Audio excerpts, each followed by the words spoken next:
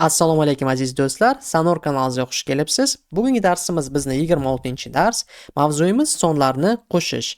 57-betni ochsangiz, u yerda bizda 8 va 9 vazifalarimiz bor. Biz bularni birgalikda ishlab ko'ramiz. Qani ketdik. Darsimizni boshlashdan oldin bitta yangilikni aytib o'tib ketaman. Endi bizni ona tili, ingliz tili va rus tili darslarimiz pulli kanalimizda mavjud. Atigi 50 ming so'mga siz barcha uy vazifalarini bemalol kuzatib ketaverasiz bizning kanalimizda. 50 ming so'm bu bitta fan uchun emas, balki hamma fanni birgalikda olganda. Hozir bizda chegirmalar bo'lyapti. Albattagina kanalimizga kiring. Telegramdan Sanor adminga yozib yuborsangiz, u sizni to'lovdan keyin kanalga qo'shib qo'yadi.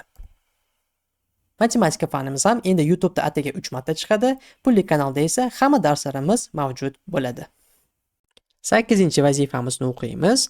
Do'kon peshtaxtasida birinchi tokchada 25 ta telefon, ikkinchi tokchada 18 ta telefon turibdi. Kechgacha ularning 12 tasi sotildi. Peshtaxtada nechta telefon qoldi?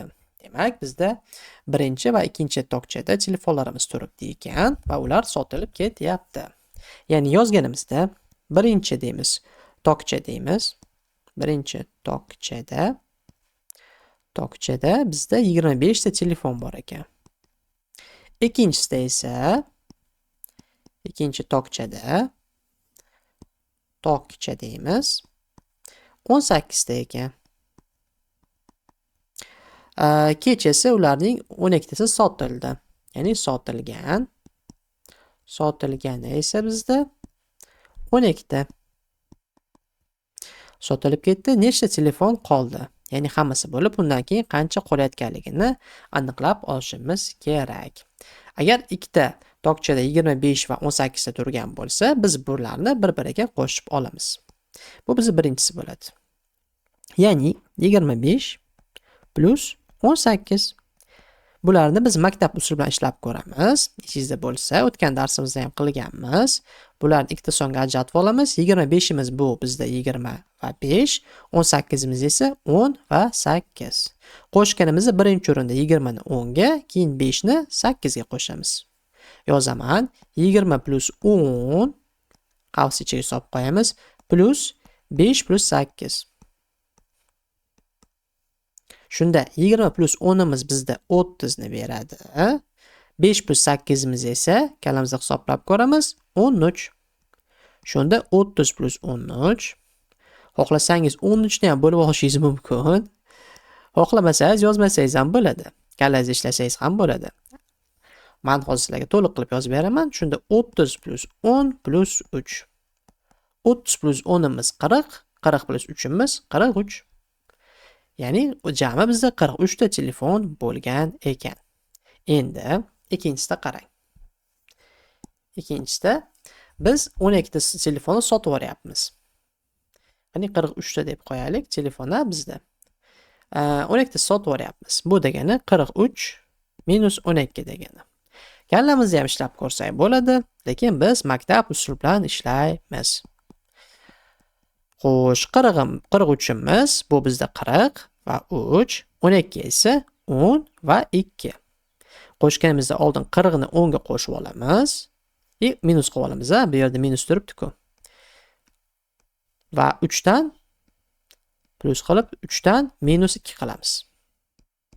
Shunda 10 minus 40 minus 10imiz 30 bo'ladi. 3 minus 2imiz esa 1.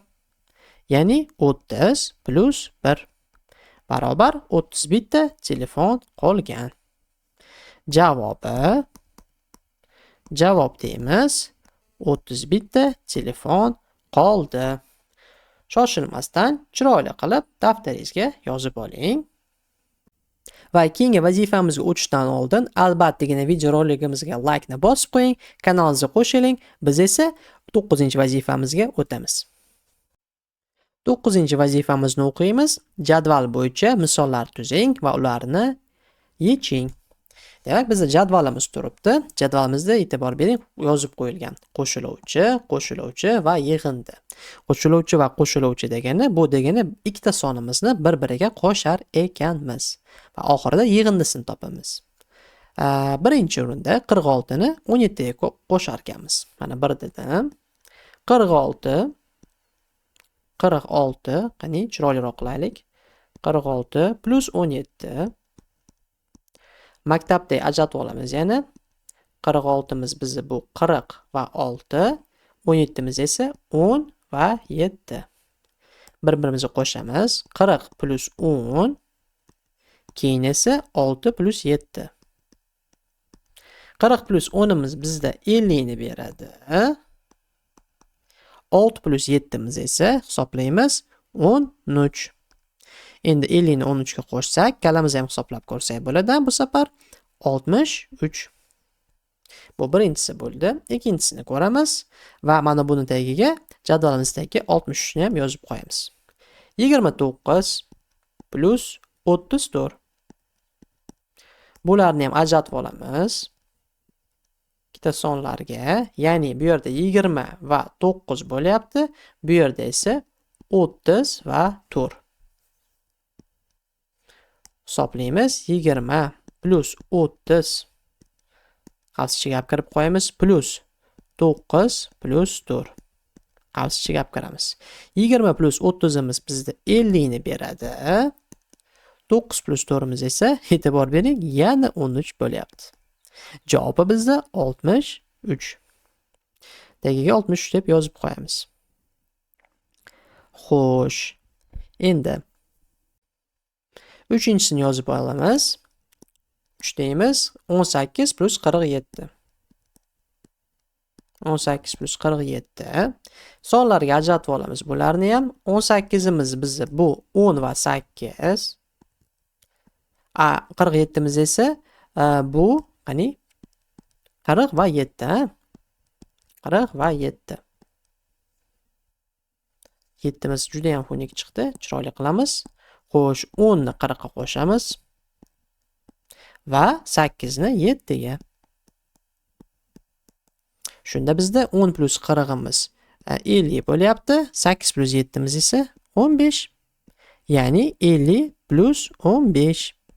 Javobi bizda 65 bo'ladi. Xo'sh, buni ham jadvalimizdagi tagiga 65 deb yozib qo'yamiz. Keyingisi 48 plus 26 ekan. 48 plus 26. Joyimiz ko'p ekan, xotirjam yozaveramiz.